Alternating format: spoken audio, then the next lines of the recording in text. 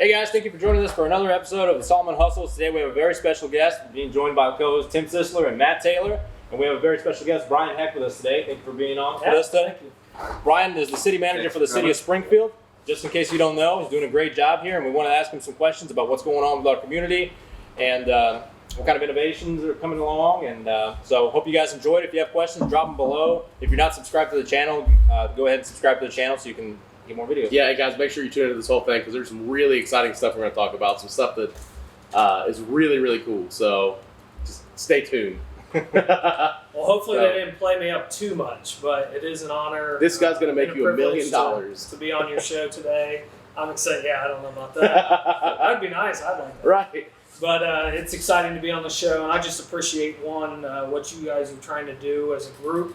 And not only you've taken real estate to a different level, and people think of realtors as, just buying and selling houses. You're trying to be about the community and changing the community.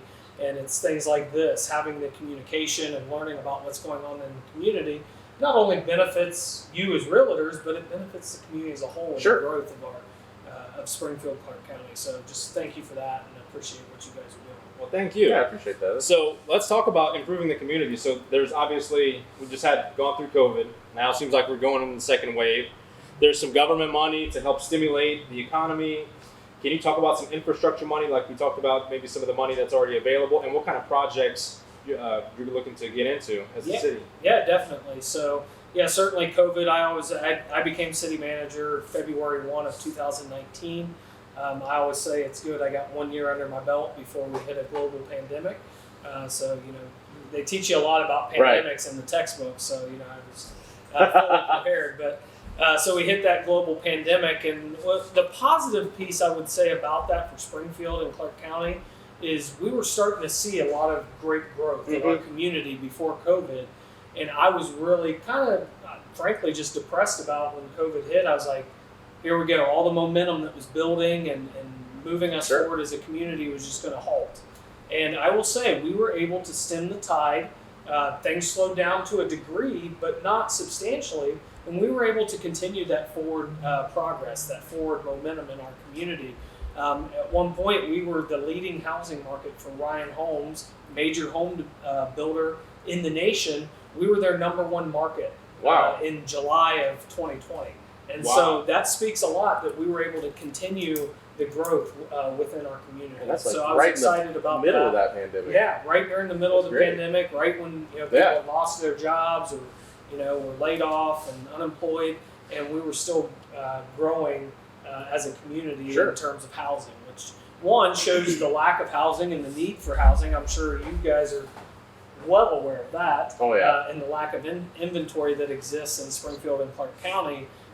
But it also speaks that we were on that upward momentum. We were in that upward trajectory, and so we were excited about that. But the federal government did step up in really some unprecedented ways in terms of financial response to communities, and it came in a couple different areas. So they provided some COVID-19 dollars through the CARES Act, was the original legislation that brought some money to municipalities and counties and other government jurisdictions to help kind of stem the tide of what COVID was doing. And so we did get some allotments, about $5.2 million total in those first allotments, which was good. Now, the restrictions on that 5.2 were pretty tight. They were specifically related and focused towards COVID-19 response. And so that's how we were able to allocate those dollars, both in lost revenues, wages for public safety, fire, police, and so forth. And so staying within the framework of a pretty tight guidance and restrictions that were placed on those dollars. Then the federal government did probably an even more unprecedented act, which is called the American Rescue Plan Act. That was signed into law in March of 2021, and we saw our first half allocation of these dollars that were sent directly down to municipalities in June of this year. And so the city of Springfield will receive $44.2 million from the federal government to, again, help recover from COVID. So now when the legislation was first passed, it was humorous. I had the various legislative aides and so forth of our congressmen said, oh, this money is going to be no restrictions, loose, flexible, do whatever you want with it. Well, in May of this year, the U.S. Treasury, who is responsible for issuing the guidance of how these dollars, issued 151 pages of guidance. Oh, okay. So just a couple rules. Yeah, so we've been sifting through. They had a public comment period that ended in July. We're still actually waiting for final rules. Originally, it was going to be in August. Now I'm hearing it could be the end of the year before the Treasury issues that final guidance. But within those initial rules, we have been able to at least target some projects that we're going to pursue with this funding. And again, a lot of it is about public health response and how your community can respond to a public health crisis. And obviously, one of the biggest things for us in responding to a public health crisis is our first responders, our paramedics, our firemen. And so one of the things that we're going to do with this money, coupled with the recent renewal that we had, so we had a 0.4% renewal of an income tax that our voters did pass this last May, extended for 10 years. Our commitment was to address our aging fire stations. So our fire stations are on average 56 years old. Wow. The newest one was built in 1981. I was born in 1984, just to give a frame of reference. So our newest station is older than me, and we see that they're outdated.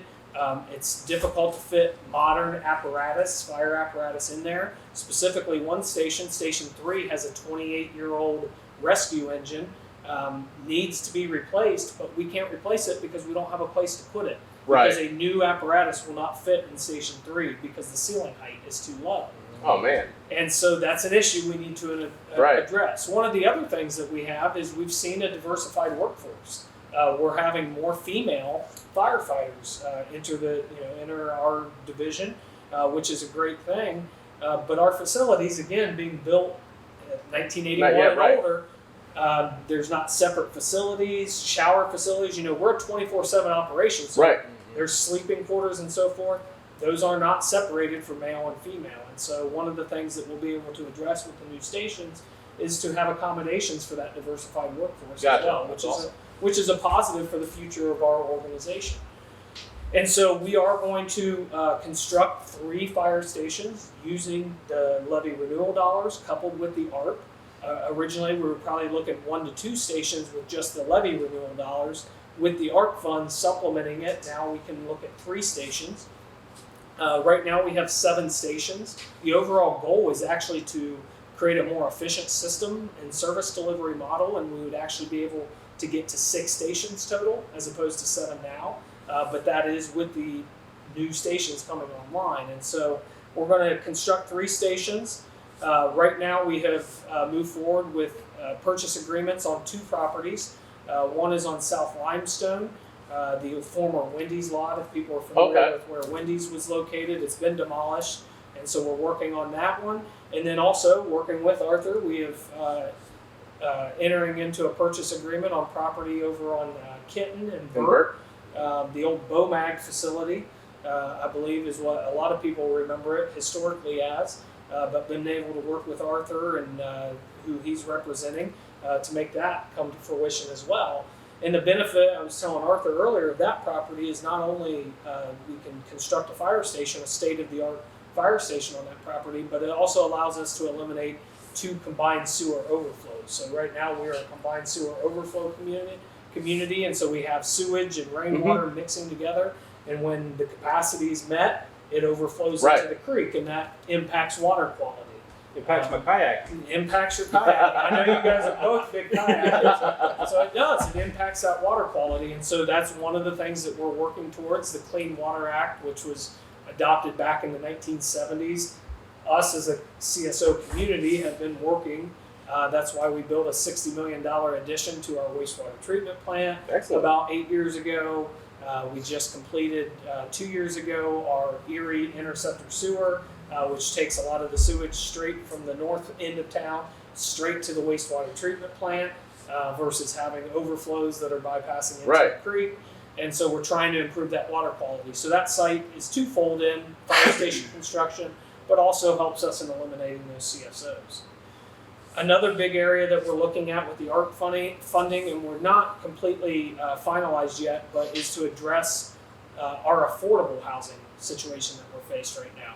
So we right now have more homeless individuals in our community, and I call them displaced individuals, because a lot of people have a negative connotation. They hear homeless person and they think of somebody, in the rags, sitting on the street corner. Right. I lived in D.C. For a while, and the homeless population is pretty high there. That's what people picture when they think homeless. These are displaced individuals. These are displaced families that lost their jobs because of COVID, and they had to make decisions of eating or shelter or paying bills, and so they had to make decisions, and unfortunately many of those ended up without a permanent place to live. And so we're trying to address that issue in our community. We talk about the housing stock in our community and the lack of options. That's across the spectrum of housing, affordable housing all the way up to high-end housing. We have a lack of inventory. And so one of the things that the ARP dollars specifically looks to address in the initial guidance issued by the U.S. Treasury is how can communities address that housing shortage, specifically on that lower end spectrum of the affordable housing. And so that is one area that right now our staff is researching and developing proposals and ideas on how we can address that specific issue of affordable housing in our community.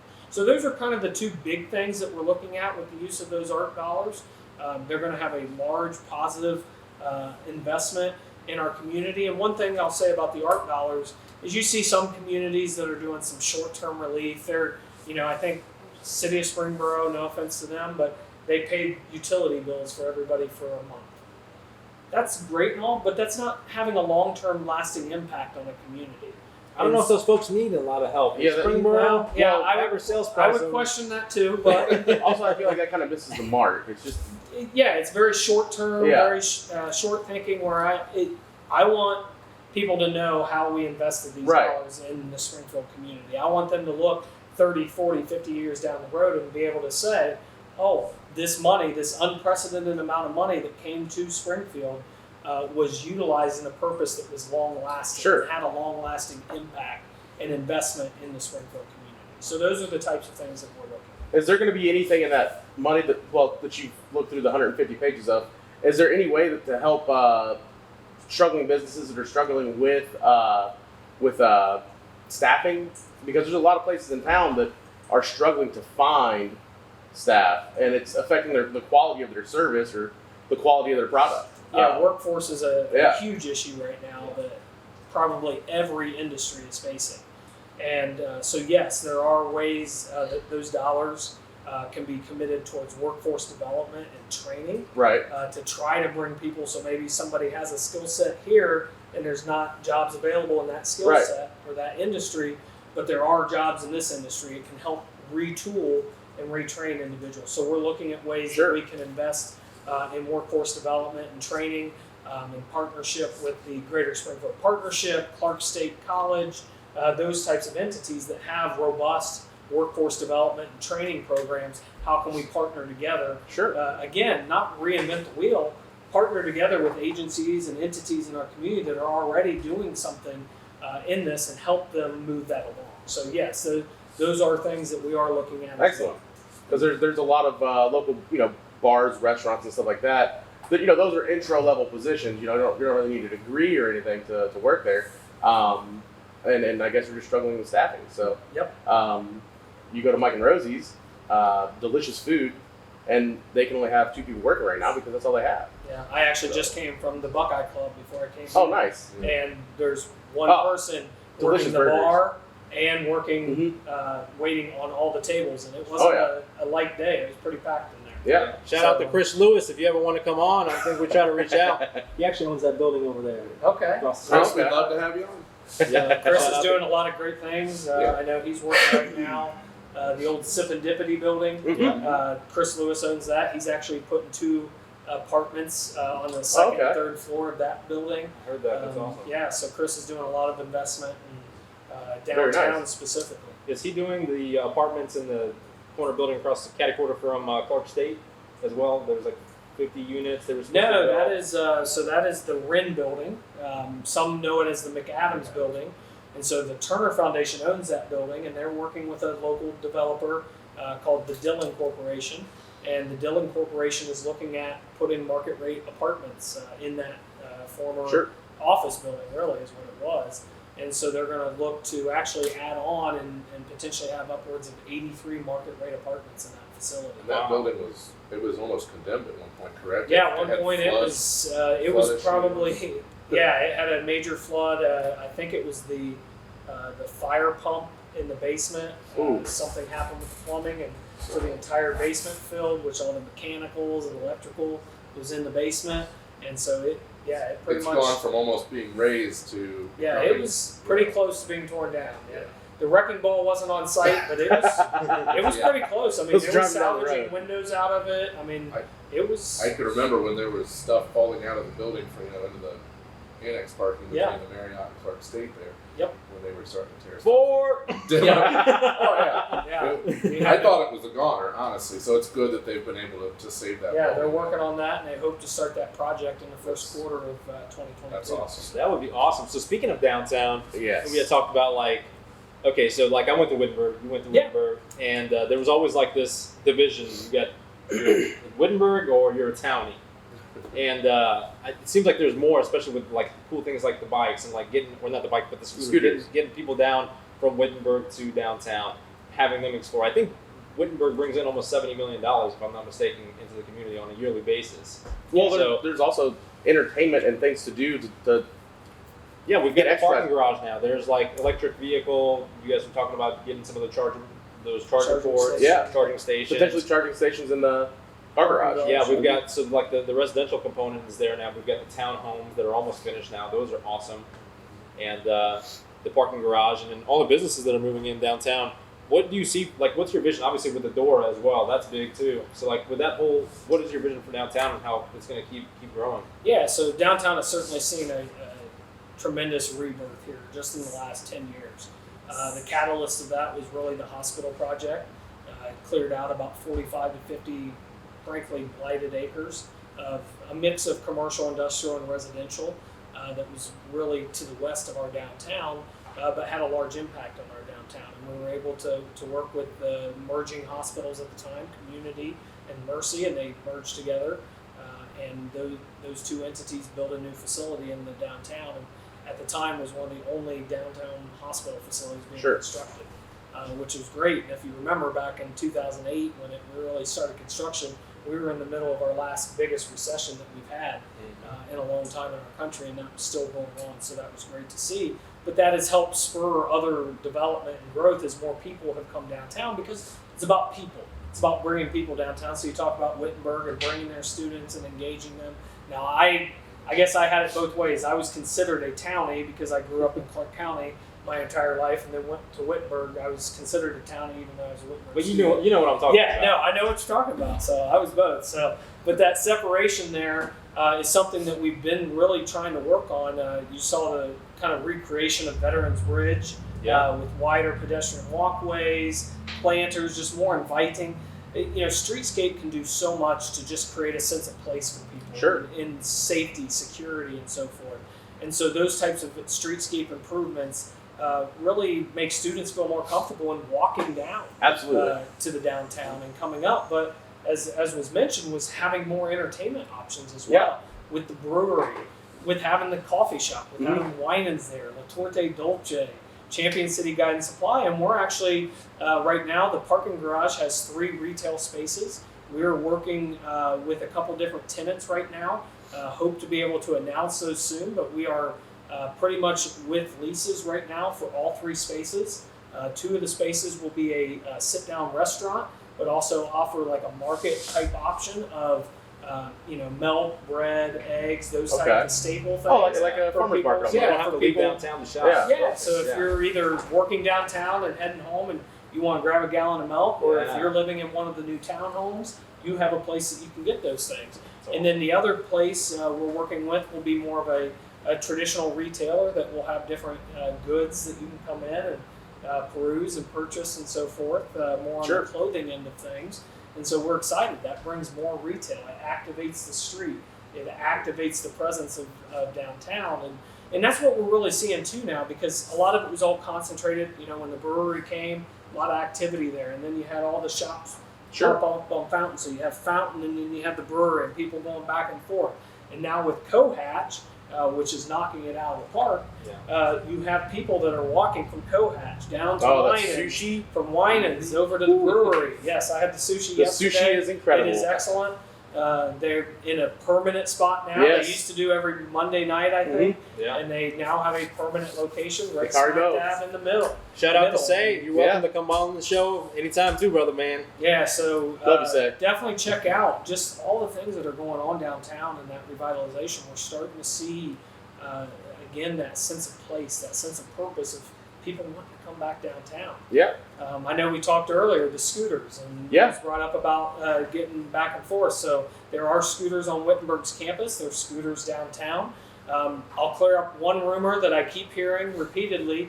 The city had no money or investment in those scooters. That is a private company that does their market research, and they make a decision of where they want to go and where they think they can make money. So the city did not put any money into that. That was a private industry, a private business came in, have the scooters there. The city actually So that was a little just bit of revenue. Interesting. That's off just a those curbside scooters business. per ride for the use of the right of way. So, and so those scooters are doing well. As with any new thing like that, you're going to have your growing pains. You're going to have your kinks in it. You're supposed to be 18 or older to ride those. We've had a lot of younger people riding them. You're not supposed to actually ride them on the sidewalk. They are meant to be driven like a vehicle in the, following traffic laws, just like bikes are. Bikes are actually intended to be in the roadway, share the roadway. And as the scooters have been in place for a longer period of time now, you're starting to see some of those growing pains, those kinks get worked out. People are starting to use the system the way that the system is intended. But it's just another amenity for people to come downtown. Right. And if you start at Cohatch and you want to ride down to Mother Stewart's and so forth, you have that ability. That's another option for you to do. And you can take in and see the great architecture that still exists in our downtown. 100%. So we have a client who's looking to put axe throwing downtown, and I think stuff like that is what Springfield needs. I agree. Because it'll give people a reason to come into Springfield. Mother Stewart's is a reason for sure. Yep. Fantastic beer.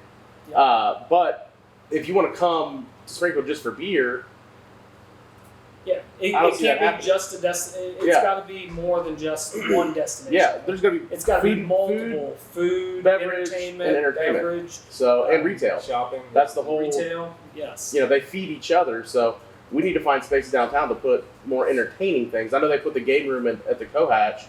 We have the Chiller, the Heritage Center.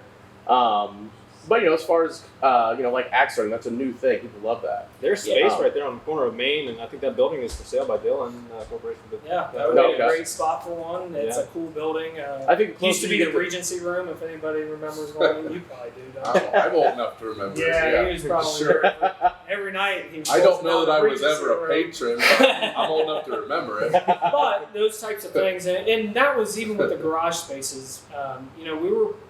Frankly, we were very picky about the tenants in there because we wanted the right tenants. No offense to realtors, we didn't need another realtor on a first floor space in our downtown. Right? We wanted that retail option, entertainment or food or something. And so, we had lawyers, we had realtors, we had different kinds of groups, and that just wasn't the right I don't think that's fit. the picture of the downtown, especially on the Fountain painting. Avenue like that we're trying to rejuvenate with the shops and stuff. And so we were picky, and I think we've been successful in that now. And the housing will follow it directly. Yeah, exactly. Yes. Once you have those in place, the housing will become more attractive to younger professionals and people that want to be in downtown area, and it just kind of all goes hand in hand. Well, we're seeing that with the townhomes. 16 of the 22 townhomes that have been constructed right now are sold. They're bought, and there's 2 more buildings coming, which will be a total of 34 units in our downtown. But a lot of when you talk to the residents there, it's what's happened with downtown. It's those amenities that have come. That they know they can walk to Winans in the morning and get a coffee. They could have friends down and go. You could use a scooter to Winans. You can go over to the brewery and have a beer, or Yeah. enjoy the food truck. There's the Hatch Artist Lofts. There's just so many things that you can do living in downtown Yeah. that weren't there before. Now, if we could just find a buyer for that old First Christian Church over there, That would be that great. seats like 1,000 people. It's a There- great you can have a facility. It's performance. sat there That's a for a great while. location. Yeah, I think you're pretty close to having some deals done, and it just hasn't worked out. But Yeah. I think the right thing's probably going to come. Well, I just sure as, hope so. just as development continues in our downtown, and what we're starting to see now is it's building out to a degree. It's expanding, and so you're going to see like the Kroll Collier block that's now been demolished and it's Mhm. green space. I think you're going to start to see development occur beyond just the core now, and that'll help a property like First Christian redevelop and be repurposed. Yeah. What's your vision for that Kroll Collier space? I think it's going to have to be a mixed-use type development. It's a large block. I mean, Yeah, it's a yeah. city block. It's just under 4 acres, and so I really think a mix of residential with some commercial would be the right fit there. You know, you're right at the entryway to the brand new hospital. You have Ohio Valley Surgical Hospital right in the vicinity. United Senior Services has done great things Sure. with their site there and generating activity. And so I think you're going to see a mixed-use type development go in there, and I think that's what we need to see. So even if it's new build with some residential, but then there's Right. things like axe throwing or Sure. entertainment options there. You got to remember the ice arena is right Oh right yeah. next door. So I skated for the first time a while ago. It is yeah, tough. and it is tough. I'm not very good at it. No. I don't have the ankles for it. That's what I. Well, they also, I'm you know, like, you got to get the hockey skates. Yeah, So, the hockey skates are better. So I don't know. I contend. I did that. I was a little bit better, but still Right. great. So I bet you were a diva on them skates. Oh man, yeah. Ask my niece. I'd actually She was like to see impressed. it. You know, I was doing maybe if you guys could do one of triple these axles. on the Okay. ice itself and have him Solomon Group on ice. I'll roll up. That's a solid idea there. Trying to keep my balance. Well, whenever we had talked about also at we're on the cutting edge of some of the most latest innovation. You had mentioned that at 33 there's like driverless section of highway, and then in Springfield at Beckley we have the EVTAL. Yeah, the eVTOLs. eVTOL. Which is the electric vertical takeoff and landing vehicle. So what that is essentially it's a helicopter and an airplane kind of combined. They're very lightweight. They're for the purposes of transporting either people or goods and services, and their intended long-term use is that they would be unmanned as far Yeah. as actual pilots. That's awesome. And so That'd be amazing. yeah, long term, we are at the cutting edge of that technology there. A lot of people aren't familiar that we have Springfield Beckley Airport. One of the largest runways. We can land every aircraft except for the shuttle, the space shuttle. Could land at Springfield Beckley with the size runway that we have. That's awesome. Used to have the F-16s out there that did their training. We did lose those, but really around this unmanned aerial, we're one of the only areas that has approval, has a certificate of authorization to fly a certain distance, up to 10,000 feet in a certain radius, so that people can do what's called beyond visual line of sight. Because like if you were flying a drone, Right. technically by law, you're supposed to be able to have visual line of 400 sight feet, I of that. believe. Whereas now in that airspace around the airport, you can actually go beyond that visual line of sight. Right. And what's good about that is it's allowing for these training opportunities, this research and development to happen. And so we have 3 companies that have located already out that are testing their technology, and they're one of the leading companies in the country around this technology. One is Beta, which is out of Vermont. You have Joby Aviation, based out of California, and then you have Lyft, and not to be confused with Lyft like Uber and Lyft. Right. It's a different kind, but they are testing their equipment out there, and it is crazy what's going on out at the airport. Yeah. And again, you think about Springfield has such a rich history of innovation.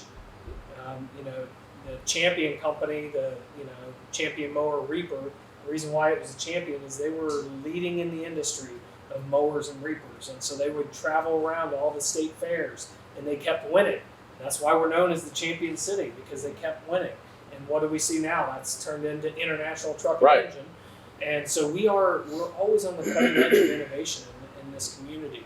The turbines that are out at the Hoover Dam were made right here in Springfield, Ohio, of innovation, and now we're on that new technology, that Jetsons technology. We joke about catching up to 2000. It's here, and it's being done right here. It's being developed right here in Springfield, Ohio, which is exciting. That's awesome. Have you rode on one of these? I have not rode on the actual the plane or whatever you want to call it, the eVTOL. I have not ridden in the actual one yet. It will be here in Springfield very soon.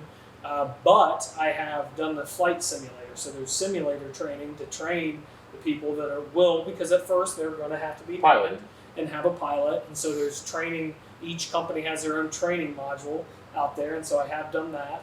I would recommend not to fly with me. I am not a pilot. And that was evidenced by I got up and flew okay. It's the landing part that's a challenge.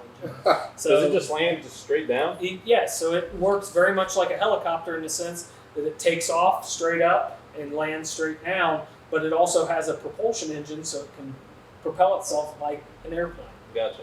And so there's just a lot of advantages. They're electric vehicles, so there's these charging pads. So right now, Beta just installed the first charging pad in the country located out at our airport. And it's a big pad. It's got office spaces underneath it.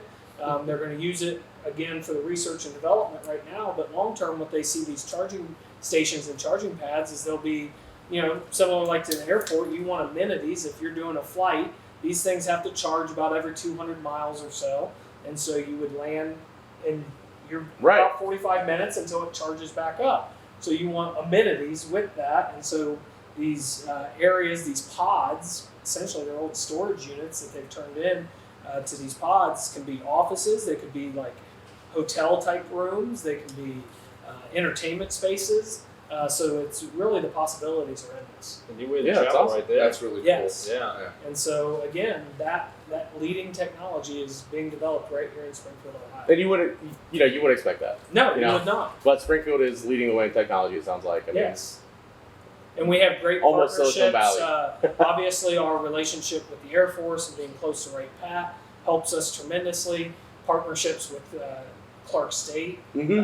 What Clark State has meant for this community and what they've done for this community, it's huge. I would put them up against any other community college throughout the country.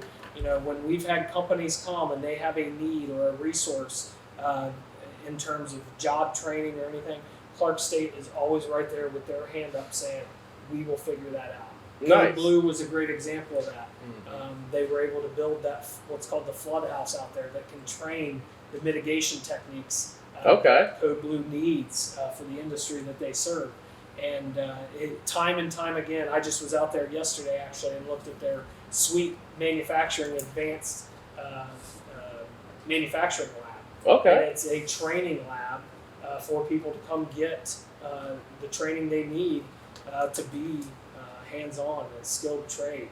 And Clark State's right there providing that service to our communities. That's so cool. And they're on the south end of town there, and I know the 70 just expanded to 3-lane, so that's going to bring more traffic. Yep, that project's supposed to be done by the end of this construction season. I'm holding my breath. But I see they put the letters up on the bridge already, Springfield. Yes, it's up there. Hopefully they finish painting the rest of it. So that whole 72 corridor, we were just talking like Wittenberg, when they bring in students, they go home road, this whole way. So maybe we'll take some more pride there on the 72. Yeah, and so we actually have a road project that we're getting ready to do that's going to do an enhancement from Leffel Lane up to Singer Street, which is just past John Street to the north.